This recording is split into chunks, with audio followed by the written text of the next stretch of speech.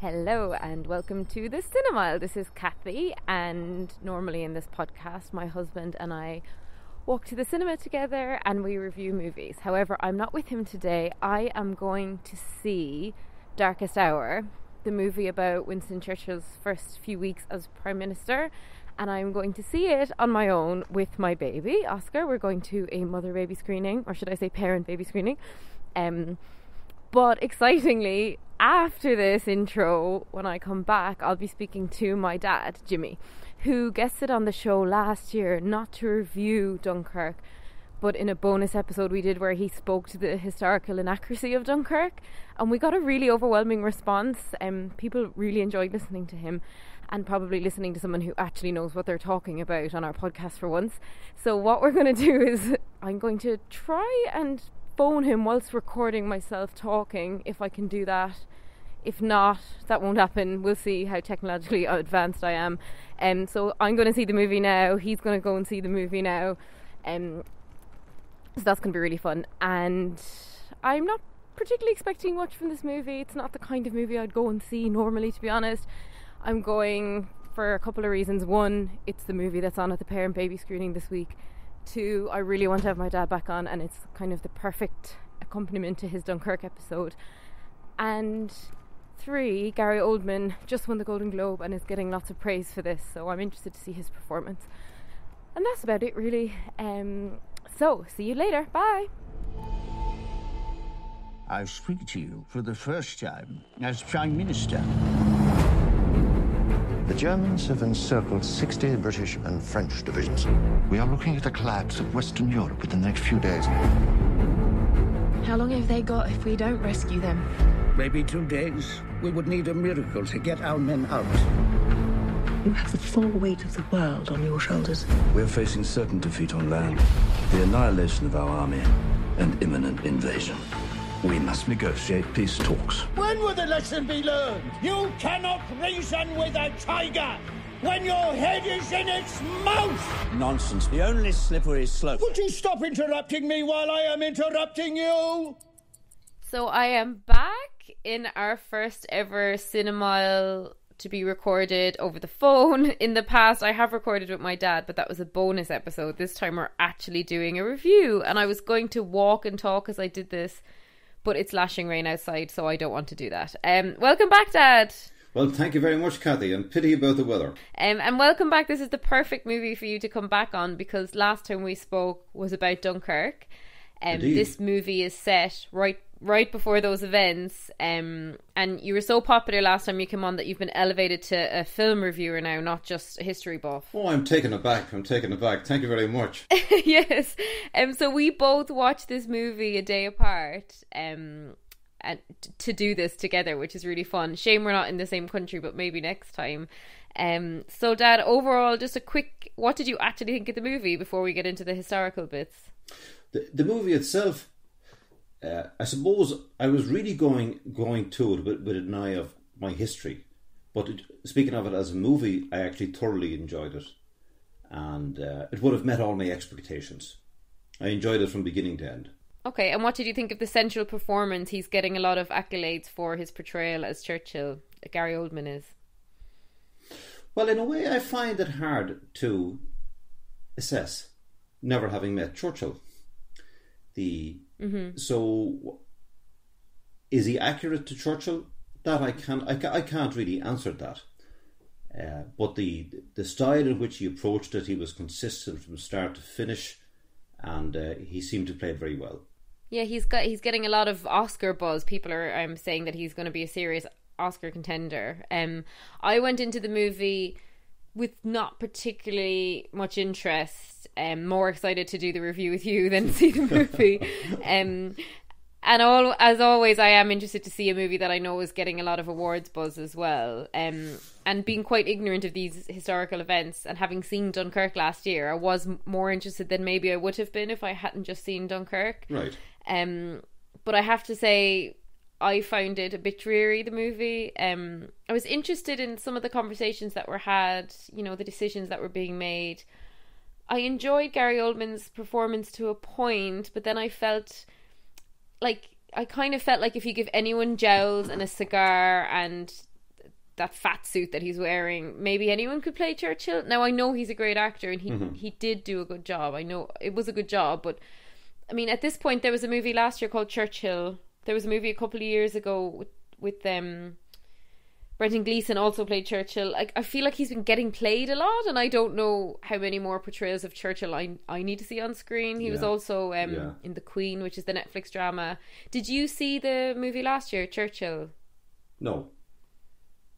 No, I think it was much smaller than this. Yeah. I suppose in the context, just looking at it as one thing that I would have liked to seen a bit more of, I would have liked to seen a few of the other characters developed a little bit, especially Halifax. Yeah, he was very much kind of the bit of the background villain, but didn't get much screen time. Yeah, well, you've had a Freudian slip there, like in the term of a villain, because I wouldn't call him a villain at all.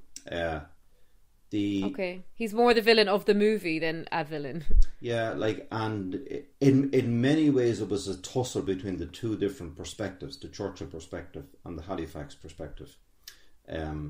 But we were given, I suppose, virtually zero background about Halifax. Virtually zero. Other than the fact that he was a friend of the king, a personal friend of the king. So that, I think, is probably a pity. Probably a pity. Because the circumstances were just slightly different. Yeah. It's Halifax who would have been the Prime Minister. And circumstances could have easily been slightly different. So I think just from a bit of a balance point of view, a little bit more understanding of Halifax would probably have been helpful, and maybe a little bit less background of Churchill. Yeah, I would have found that interesting, because being ignorant of pretty much all of them, I would have rather see more of other characters than just him. I really enjoyed the performance of his name's Ronald Pickup, I think. He played Chamberlain. I thought he probably gave the best performance in the movie. I really enjoyed him, but again, he had so little screen time that there wasn't much really to make of him. Yes, I really felt like the female characters, so the wife, who was played by Kirsten Scott Thomas, and the secretary, who was played by Lily James, I just found them like the biggest cliche in the book, like the doe-eyed secretary and the wife who could be, you know, a headmistress from another movie, and who's just quietly standing by her man and supporting him in his every move, including when he's being really vile and horrible. She tells him off a little bit, but she's really just, I've waited for this moment my whole adult life for you to achieve your goals. I found that a strange speech, and a bit of a waste of such a talented actress. And then there was, I felt like overall the direction wasn't great. Like, I didn't feel like it was very tense, but I know people who were really into the politics found it to be a great thriller. So I don't know, did you find it thrilling as you watched it? Well, I wouldn't say I found it thrilling, because I knew what the outcome was, but I found it fascinating. Yeah. I found it fascinating. Mm-hmm. A few things that the film itself kind of confirmed to me, or at least agreed with what I thought to be the case, which is that the decision making at the time was assumed by all the people in the know, including Churchill, that they were looking at the army being wiped out in Dunkirk. There was no belief that a successful evacuation could be done, and the film captured that. Another thing it captured is the disarray, I suppose, or if near disbelief, that things could have moved quicker in weeks in France in the Second World War than they had in years in the First World War. And that's for, as it was in the memory, it was still in the memory of these people, the First World War. And that is, even today, that's very hard to kind of grasp, that things have moved faster in a week than in a year on the ground. So again, I think I thought it captured that very well. There were only a 3 or 4 week period when all this happened. So for a war to begin and end in 3 or 4 weeks it's a bit beyond comprehension, overwhelming. And then the other thing it did capture, and it is interesting that. Go on. No, sorry, you go. Yeah, it also captured. Even though I agree with you, I think they probably gave him too much time in this kind of personal stuff. But it did capture that Winston Churchill was kind of a barely functioning alcoholic. Barely functioning. He was also, and it showed it, like he was ignorant of modern warfare. And as the film portrayed it, he was even ignorant of the facts on the ground. And I found that a bit strange, despite the fact that he'd actually been in the cabinet for a number of months before he became Prime Minister.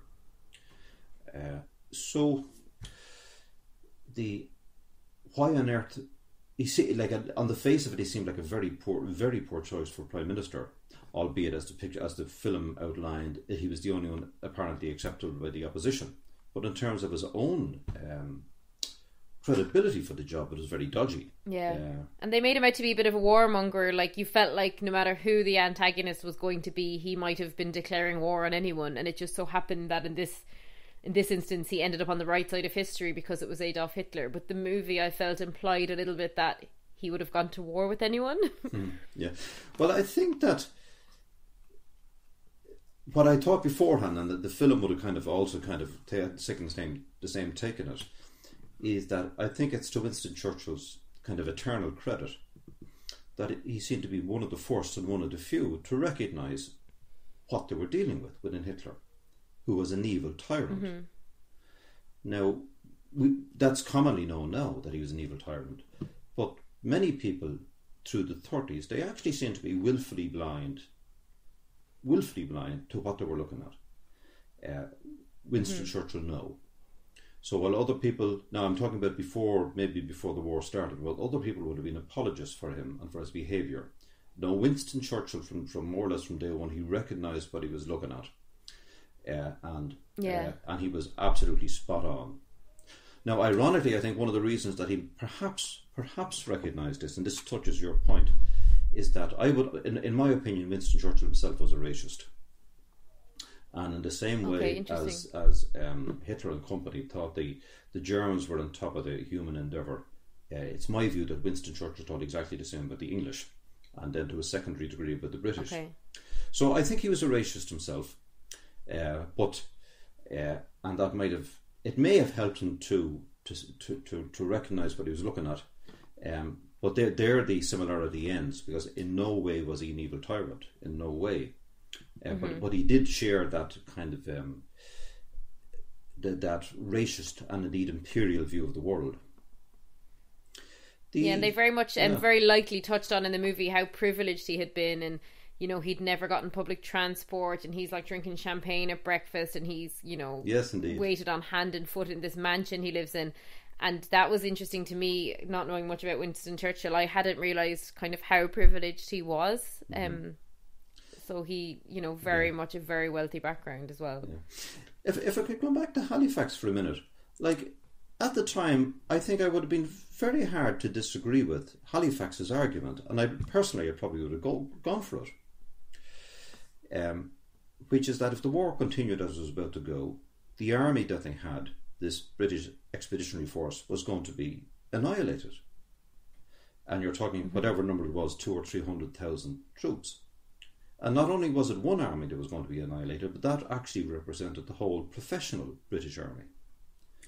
So the best information that they had was that their army was about to be annihilated. And Halifax's argument was that if you're going to go for, why wait for a kind of a suicidal situation and try and cut a deal from a position of albeit of weak, but of relative strength relative to where you're going to be. And that was the information they had. So it's very hard to argue the benefits of a suicidal mission. I was thinking that I never knew that Britain was so close to being willing to surrender. I actually didn't know that, and that it was quite early on in the war as well. So I was really interested, because with, of course, the benefit of hindsight, we know that Hitler would never really have gone with that. He would have kept pushing and pushing because he wanted, total dominance. But at the time, you're right, it would have made sense to try and strike a deal. And it's interesting to see Winston Churchill portrayed on a couple of different levels.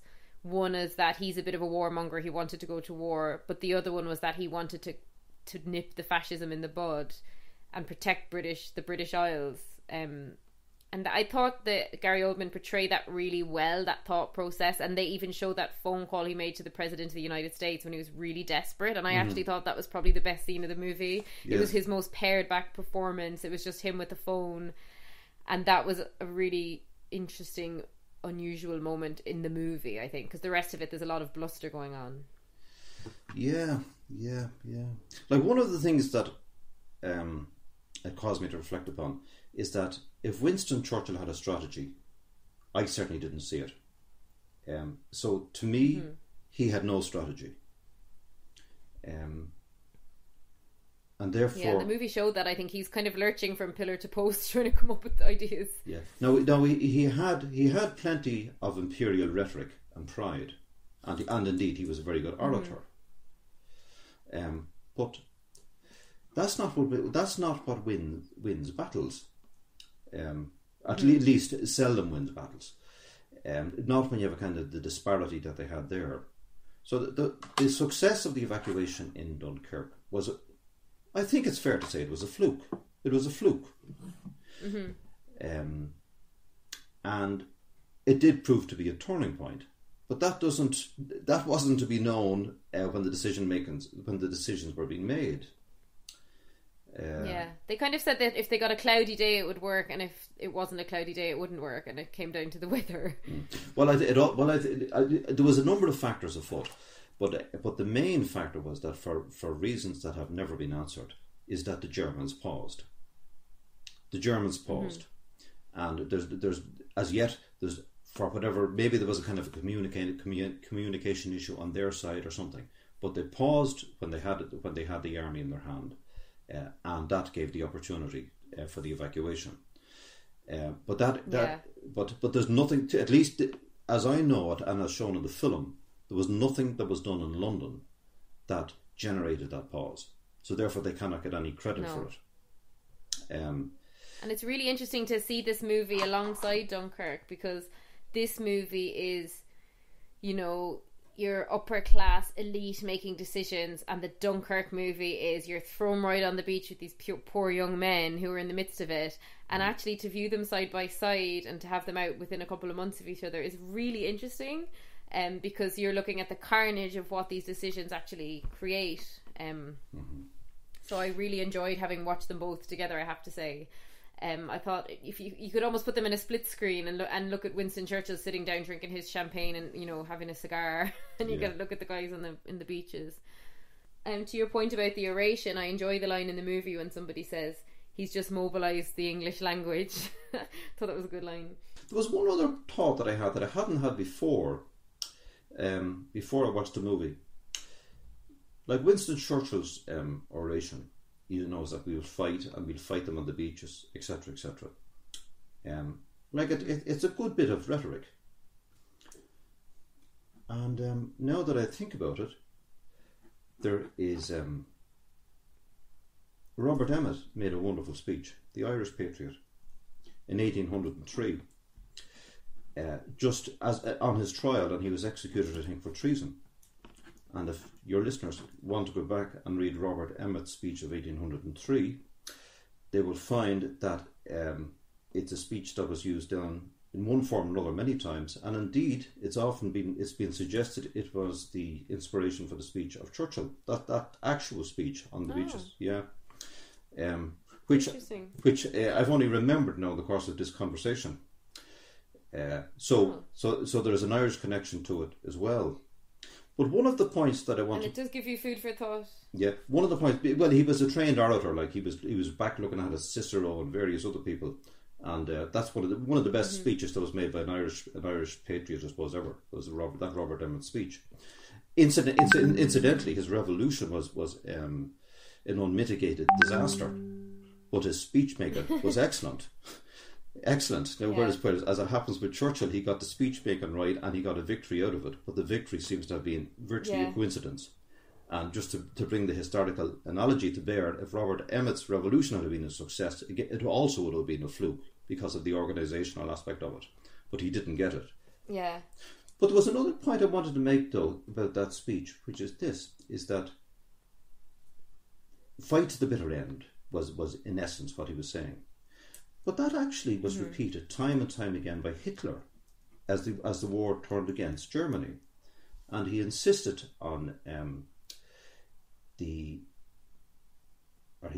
resisted any evacuations when it would have been the sensible thing to do, to make a tactical retreat. Time and again he resisted that and denied that opportunity to his generals, leading to wholesale slaughter, unnecessary slaughter of German troops. So fighting to the bitter end, it's funny that it was the same approach actually was taken by Hitler later in the war, but to no avail, other than the loss, the senseless loss of life. Romantic. It has a romantic air about it when you're speaking to the winning side. It has a nasty air about it when it's the losing side. It's one of those things that, again, through the lens of history, looks different. Now we have to get to, finally, before we go, right, the most contentious scene of the movie that I actually laughed out loud. And now I was on my own in the cinema laughing out loud. The train scene. Yeah. When Winston Churchill, I've never got public transport in my life. And then he gets out of his car, goes down, apparently only getting one stop on the district line, which would take all of 30 seconds. And for some reason it's like 7-8 minutes on the train, meeting, say, in quotation marks, the common folk, who are kind of presented as these gaping-mouthed idiots, and they're all, bowing to him on the train. And we've since heard this did not happen. And Winston Churchill smoking his cigar and pontificating to everyone, and it was such a ludicrous scene, and I found it to be particularly funny because it was just so silly, because it so obviously would never have happened, and the people were painted with such broad strokes as the common people, and it almost felt like the filmmaker was really out of touch, as well as Winston Churchill being out of touch. But I know you have a slightly different read on the scene than what I did. Yeah. Well, I think there was elements of the scene, all right, just the way the scene was constructed, playing to the gallery of some kind of oddball nationalistic gallery. And I'd say, I don't think anybody suggests that is actually true. But I think what is true is that Winston Churchill, he was able to sense and influence the mood of the country.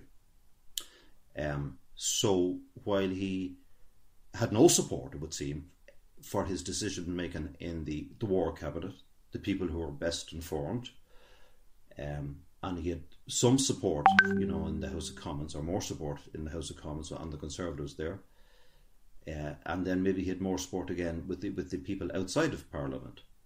So he was able to catch the emotion that was floating and catch it and harness it, and I think that's what that scene was trying to capture. But I take your point. It was as a scene itself, I would have considered that probably the weakest part of the film, by a long shot. Yeah. It's a shame they did it. And do you think, finally, my last question is more for myself as well as you.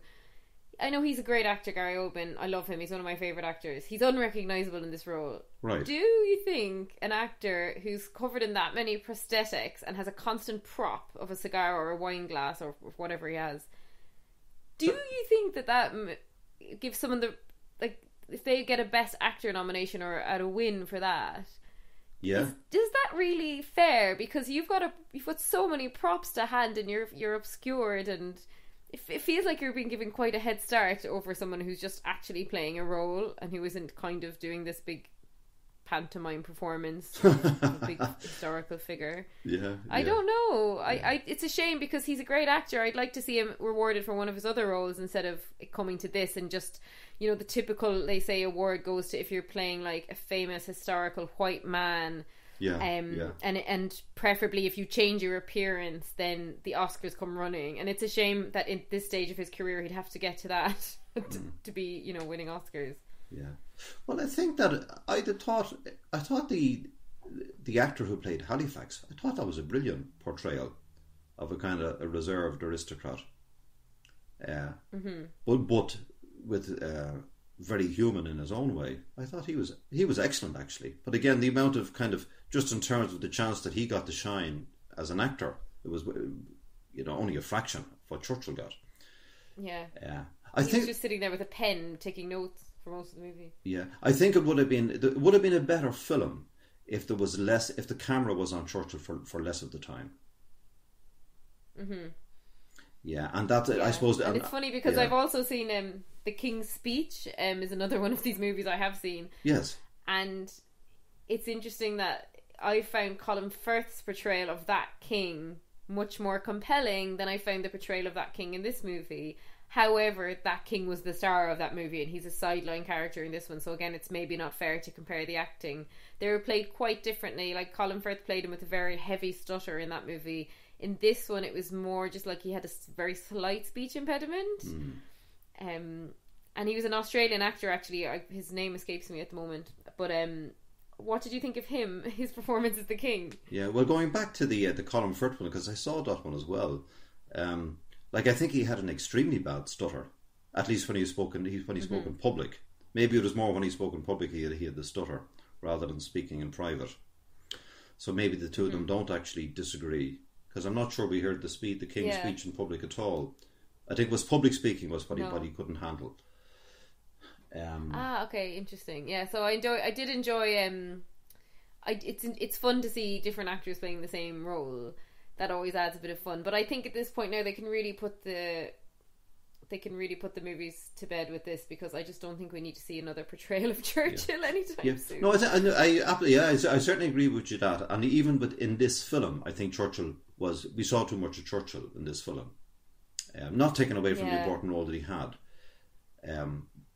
But they overdid, even in the film itself, I think they overdid the Churchill bit. Yeah, and I think at this point, if you're going to make a movie about kind of unchecked patriotism in Britain, actually it would be really, really compelling to watch a movie set around something like Brexit at this point, you know, with a bit of distance from that already. That could make for a really interesting movie. I'd love to see something around that, because the politics are astounding around that as well. And it's almost far enough away from the vote that it could be done. So hopefully, I'm just a little bit sick at this point of all the books and movies, and you know, World War II is so fascinating, but at the same time, there's lots of other wars to talk about, and there's lots of other things going on in the world, and there's a lot of retrospective looks at that. So hopefully next time we talk, we can not talk about World War II. We can talk about something else. Yeah. Well, you know what, an area that I would love to talk about, and I must see if there's a film on this already, it must change it out, is that, you know, I found the decision-making process extremely interesting. And for the way things worked out here, they got it right. But like another decision-making process, when the Americans decided to go in to support the invasion of Cuba, what became the Bay of Pigs, it's one of these great examples of groupthink, where they all were in agreement. They were all in agreement to go ahead with this, and it turned out to be an unmitigated disaster. Despite despite the facts looking at them in the face, but they got into a groupthink mode, and off they went. So I find something that kind of shines a light into the decision making, you know, at turning points of history, absolutely fascinating. But I'm not. What one can learn from them, though, is another matter. Well, listen, I better get going, Dad. But thank you so much. Hopefully, at some point this year, we'll actually in person go to the cinema, which would be quite fun. Yeah, Cathy, it was a pleasure, and thank you very much, and good luck to the Cinemile. Okay, bye, Dad. See ya. We shall defend our island, whatever the cost may be. We shall fight on the beaches. We shall fight on the landing grounds. We shall fight in the fields and in the streets. We shall fight in the hills. We shall never surrender. For without victory, there can be no survival.